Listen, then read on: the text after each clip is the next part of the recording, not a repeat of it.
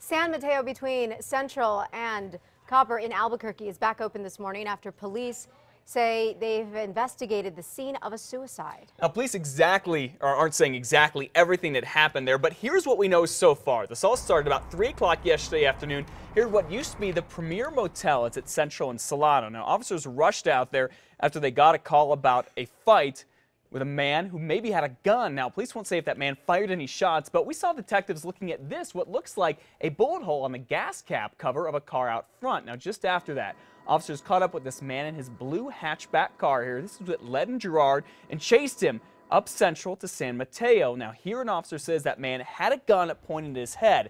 Then an officer used his patrol car to spin the guy out. Then police say the man shot and killed himself. Now, investigators have not said who this man was or exactly what happened at the motel.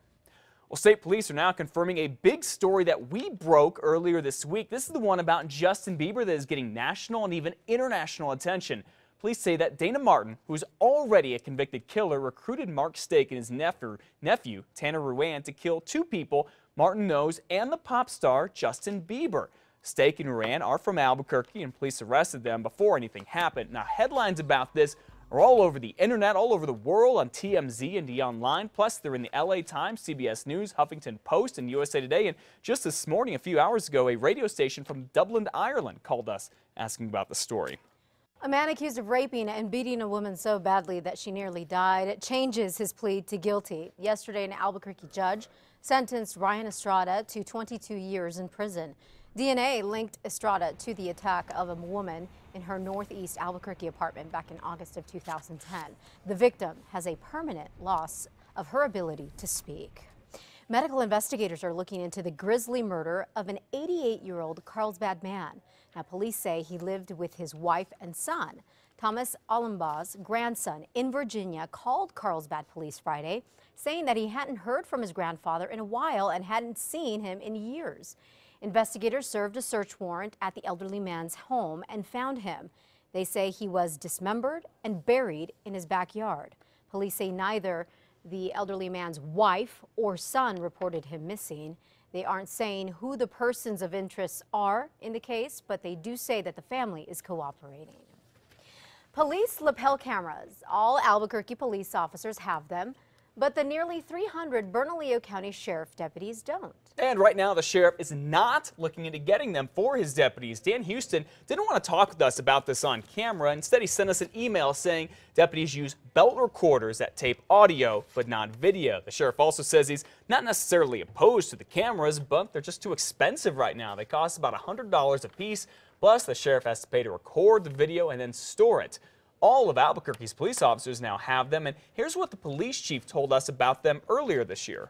I think it'll change everybody's behavior, knowing that this event now is being recorded, so it'll be able to be looked at independently of the parties involved.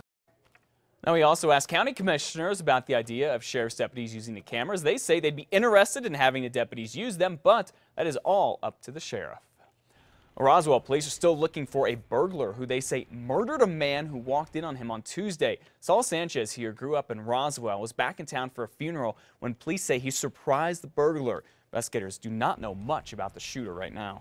Investigators are trying to figure out how a gun used in a Texas murder ended up in the hands of a 14-year-old New Mexico boy. That boy was arrested after he fired it last week outside the Magdalena High School during a basketball game. When a U.S. Marshals ran the gun's serial number, it linked back to Houston. Detectives there told investigators here that it was used in a home invasion where 3 people killed a homeowner. The boy at first told the marshal that he got it from someone in Socorro. Then his family said he had found the weapon in a burned-out car in an arroyo west of Magdalena. A company that is expanding and coming to the metro area is one step closer to bringing new jobs here. It's because in just a few hours, a major research company is planning to break ground on a new building where a lot of these new jobs will go. News 13's David Romero is live out in Rio Rancho with the details. Good morning, David.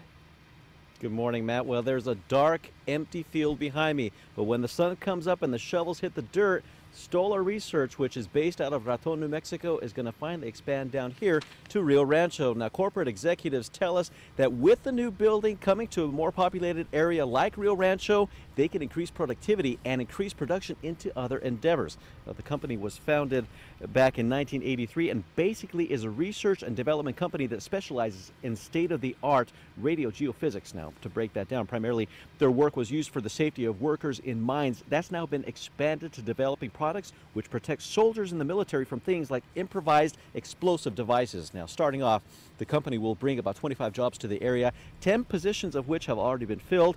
Company executives say with all the endless possibilities they have here in the Rio Rancho area, that number could double in the next few years. We're going to be able to expand here leaps and bounds, we hope, into the future, unlike we've been able to do in rural New Mexico earlier on. And of course, the company will maintain their home base back in Raton, New Mexico. And they also say that annually the average income of an employee that will have a job here is about $60,000 a year. Matt, back to you. All right, thank you, David. That's some pretty good money. And just so you know, troops in Afghanistan are already using some of the stuff that Stoller makes. Can't wait till they get that building up and running and get everyone hired there. Yeah, this is very exciting, very great for the community. All right.